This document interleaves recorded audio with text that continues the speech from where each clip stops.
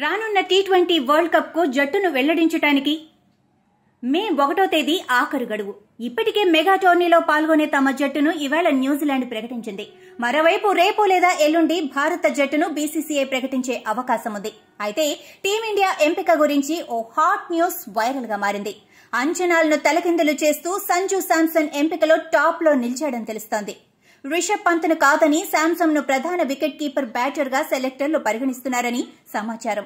Road ప్రమాదానికి గురై దాదాపు 15 నెలల అనంతరం తిరిగి బరిలోకి దిగిన పంత్ మెరుగైన ప్రదర్శనే చేస్తున్నాడు. కానీ పంత్ కంటే శాంసన్ నిలకడగా పరుగులు సాధిస్తున్నాడు. ఐపీఎల్లో 9 మ్యాచ్ల్లో 75 సగటుతో శాంసన్ 385 పరుగులు చేశాడు. అంతేగాక స్పిన్నర్లపై దూకుడుగా ఆడటం శాంసన్ ఎంపికకు అదనపు బలంగా చేకూరింది. మరోవైపు ఐపీఎల్ ప్రదర్శన ఆధారంగా యువకులకు ప్రపంచ కప్ జట్టులో చోటిస్తారన్న వార్తల్లో నిజం లేదని తెలుస్తోంది. అంతర్జాతీయ క్రికెట్ అనుభవం లేని ఆటగాళ్లకు సెలెక్టర్లు మొండి చేయి చూపించారని సమాచారం.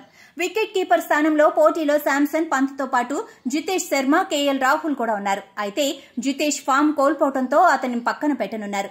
టాప్ ఆర్డర్లో ఇప్పటికే స్థానాలు ఖరారు కావడంతో రాహుల్ కు నిరాశే మిగలనుంది. అయితే రింకు సింగ్, శివం దూబే ఎంపిక విషయంలో సెలెక్టర్లు తలపట్టుకుంటున్నారు. హార్దిక్ పాండ్యా, దూబే మీడియం పేస్ వేసే సామర్థ్యం ఉన్నప్పటికీ బౌలింగ్ తో ఆకట్టుకోలేకపోతున్నారు.